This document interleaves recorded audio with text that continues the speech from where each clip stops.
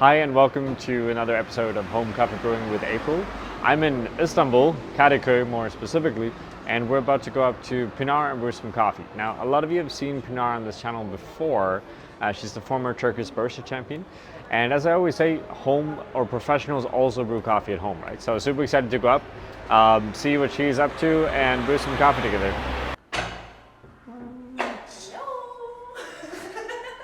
So we're on the inside, and we're gonna brew some coffee now. Yes. Pretty cool to be here. What are we? What are we doing? What are we brewing? Coffee from Montag. Montag, Dukamo, Ethiopia. Honey processed Ethiopian coffee from Ethiopia, roasted by Montag. Montag roastery from Istanbul. Yes. Which makes sense because we're in Istanbul. Yes. No. Very cool. You are a little bit like me. You like clean coffees. Yes. Yeah. What is Clean, like your favorite shiny. coffee? So you like coffees that are like floral coffees for sure. Yes. Yeah. Exactly. And less body, more acidity. Usually I like apple. Which is would you say like in Istanbul or Turkey, would you say that's common, those kind of coffees? Or would you say that there's like another style of coffee that is more common? Again? Like would you find a lot of acidic coffees in Istanbul? No, you can't find. Yeah, you can find, but not very clean, to be honest. No. Yep. Exactly. So you have like Montag, you have Petra. Yeah. You have like a few different Spada, ones. Petra, Spada. and Montag is for me the best one. Yeah. Departments also. Only I can say four Yeah, for sure. for now. And we happen to have a Montag store Yeah, very near. very near, right? Moda. Which also kind of helps, right? Yep. Yeah, definitely, right? So cool, we're brewing some Ethiopian coffees. Do you want to walk us through Grind. how you're brewing and we just kind of do it at the same time? How much coffee are we going to use? I'm using 20 gram of coffee, Yep, like a medium to coarse size. yep, And I am using 300 gram water. yep. And I am stopping only one time. Cool. And sorry, two time. Yeah. And I am finishing. I am trying to make my brewing is more faster than 330 all the time. Awesome, let's do it. Yeah. We'll just walk you through it.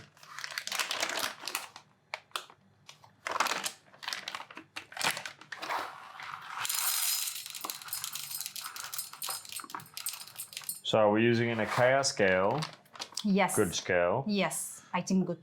We're using a grinder that I haven't really seen so much before. Do you want to tell us where you got it? Yes, actually it was a gift when I won the Turkish Barista Championship. They give me gift this grinder, and I use this grinder too many times at home. And I think it's really good performance, and it's cheaper for home brewers. That's why still I am using this one. And I want to show you because if you don't have too much money to grinder, you can buy this because I am happy with this grinder. Yeah, especially it's a really nice grinder and it reminds me of something I used back home in Sweden a long time ago as well. Go for it. So we're grinding on, you said medium coarse, which Yes. 1, 2, 3, 4, 5, 6 and a half Yes. ish in Yes. terms of the circles. Yeah. 20 gram.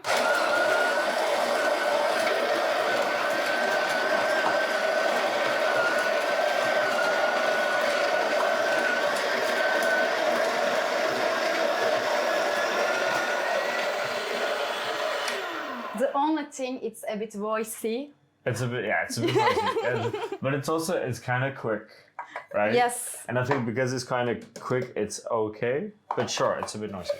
But you don't, so a lot of people have a hand grinder at home these Yes. days, right? You don't have a hand grinder. Hand grinder I don't have. I didn't buy because I am always drinking my coffee at shop. That's why I'm not using too much. No, fair enough.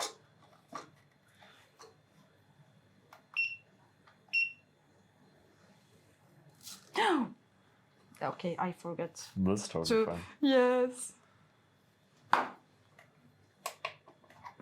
So step 1, rinsing the paper filter, right? Step 2, pour coffee in it. Which, to be fair, I mean, you don't have to do, right? But I still think, I'm still Yes. one of those to recommend you want to rinse the paper filter. Yeah. With your filter, maybe we don't need to do it really. That's true, and there is this like conversation now in general online, and I know I say it every video, but I still think it's interesting to say where people kind of talk about should we rinse or shouldn't we rinse. Maybe you don't need to from a taste perspective, but I think it sits better in the brewer. Yes. So it's a lot easier to maybe be consistent, which I really appreciate when I brew actually. Cool. So 20 grams of coffee. Yes. You're leveling out the grounds there? Do you Yeah, think I that's want important? always flat. Yeah. I want to see flat because when I am brewing, I want to see like everything is same Yeah. area. That's why I am making. You want to make sure it's uniform, Yep. yeah. And that's like if you were, let's say, competing in Brewers Cup or similar, the judges would want to see, like it's also because you've been competing in the Barista. Yes. You like everything level, right? And I am using 90 degree. Yep. What do you think is the biggest like difference? If you were using 96 or like 85? For me, when I am using less temperature, coffee is coming more sweeter. That's Yep. why for me it's very important. I am not using 96, never. Never, okay. Never high temperature. brews. Never. Okay, fair enough. Because you don't think it's sweet enough. Yes. Yeah. Let's start. Go for it. Okay. I am brewing like zigzag. Because I believe all the particles is brewing better like this. Uh-huh. And firstly, I am putting 100 gram of water. Yeah. 112 gram of water. Should be 100, but it's a little bit more, which is fine. Yes. Because we're at home, right? We're, Yes. it's the most important thing with that first pour is to make sure the coffee is wet. Yes, Yeah. every particles. But it's really interesting that you're doing the zigzag because we do a lot of circle and center, right? So this is a bit of a different I think with zigzag you can control better. Like you can maybe say 1, 2, 3, 4, 5, 6. It's Yeah. better, more easy. one. Yeah, sure. I am focusing to make every cup is same. That's Yeah. why. And at 50 seconds, you do the next pour. Yeah. Yes. Have you experimented with a lot of different times for the first part? Like, have you started pouring at like Yes. 30 in a minute? And Yeah, I try more or less, but I think the best test is coming like 45 or 50. Yeah. That's why usually I am using this. Okay. And now again 100 gram of water, and I will wait like 120, and I will start again to finish. To finish, yeah. Yes. So basically, Pinar is making sure that we have quite a lot of water in the filter the whole time. Yes. Always, which makes sense because the more water you have in the filter, the faster the drawdown is going to be because of the pressure that builds up pretty much. So like less water in the filter, slower flow rate, more water, higher flow rate, right? And you said you were aiming for a total brew time of... Hopefully it will come like 2:45. Fair enough. Is that Yeah, I believe- 2:45 or 3:45? 2:45. 2:45. Okay. Usually I'm using 2:45. Maybe not though. This is going to take a bit longer. Like 3. So basically, we're brewing a coffee that you haven't really brewed before, right? Yes. Which is always interesting, right? Because I think that's also a common thing for home brewers. It's always a little bit difficult that first brew, right? Yeah. You have to kind of adapt and change and see, Yes. do I have to go a bit coarser? Do I have to go a But bit still, finer? I believe it can be 250. I'm looking at the timer and I'm wondering if that's true. Please. But the thing is, it can still be tasty, right? For sure. But so, like, we're doing this kind of zigzag thing on every single pour, right? Mm-hmm. Yeah. And I think one of the things that is quite interesting, if you, and we'll show you guys closer on some kind of video as well, but if you look closer at the paper filter, then there's actually going to be less buildup of coffee, I think, which is quite interesting. Yes. I so think it's important She ends also. up with like a cleaner filter, which is good. Yes. I think also. I And used I to think do that when I zigzag when I first started to brew coffee. I used to do the zigzag thing. Okay, But why then you I stopped change? for some reason. I don't know. I have no good reason. Maybe you can start again. Maybe I can start again. Yeah. Okay, it's okay. Didn't finish like 250, maybe but 350. I believe coffee is still good. It's all tasty. Yeah. Yep. So one of the things, and I think that's as a recommendation for all of you brewing at home, Ethiopian coffee. This is honey processed. Honey processed means basically a little bit of fruit still on the parchment when it's drying. And I think a bit sweet, Yeah, you think? definitely. What do you think? So a little bit like sweeter than a washed coffee, right? If you guys are wondering why the video is shaking at this point, is because we have a lot of cats in this apartment, which is actually shaking the kind of setup. So that's what you get when you're in Istanbul. It's a lot of cats here. And we do love cats, so it's totally fine. But that's why we're shaking a little bit. But yeah, Ethiopian coffees in general have what we call like a slower contact time or a longer contact time, as in it takes more time for the water to go through the coffee. And that's why now we're ending up with a longer contact time, pretty much, right? But I think what we're going to do is we're going to try this, and then if we need to, we're going to make some adjustments, right? Which is also nice. Sure. So basically, we're done at 4 minutes. Yes. Kitchen. So flavor notes on the bag of sugar cane, oolong, nectarine. It says cup profile, floral, and lingering. So that's kind of what we're looking for, right? Which is cool. For those of you that want to know, it comes from the Sidama region. So Ethiopia has a few different regions that are famous for coffee, and they all have slightly different attributes. It says oolong on the bag, and I would say Sidama is actually quite famous for that kind of expression, which is interesting.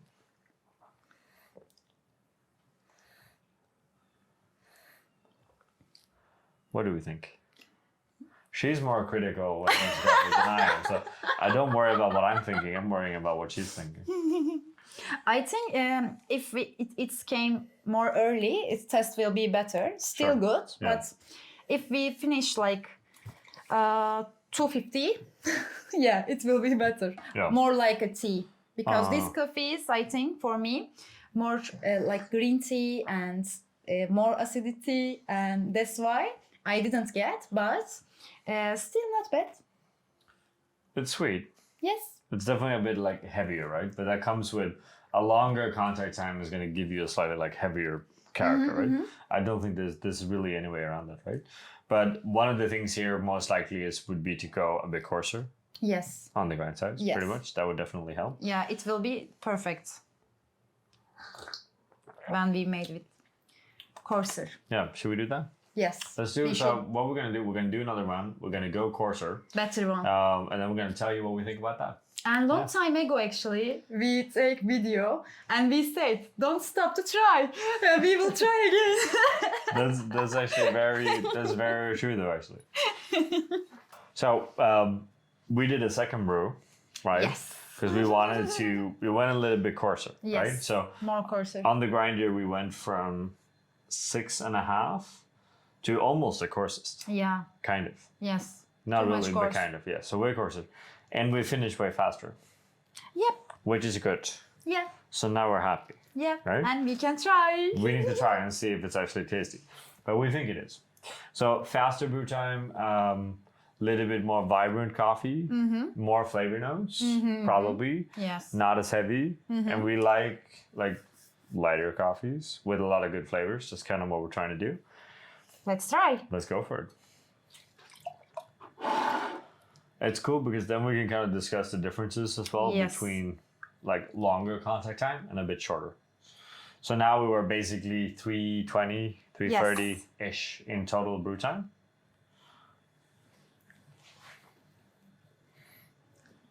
It smells better now. No, yes. So now it actually smells like an Ethiopian coffee. Yeah, and right now we can test all the flavors inside. And it's more sweeter than the first one, I think. More balanced. It is, for sure. No? And you get like... more clean. Now, cleaner for sure, right? Like faster brew time does it, but I think it's also... There's this... Depending on coffee, a faster brew time can be different things. So you don't have to brew like 2 minutes, right? Or 220. Yeah. There's no harm in allowing the water to be in contact more with the coffee. But you don't want to go 4 minutes. Yeah, At least not on this coffee, right? It's a little bit too much, I think. 4 minutes was too much. It's close all the flavor. That's why we try again. Yeah. And one thing we actually haven't kind of tapped into here yet is the water that we're using. Where It's did a we get the water? local water. Yeah. I try in Turkey to buy from outside too many water, but I think the best one is this. That's why name is Kuzey'den.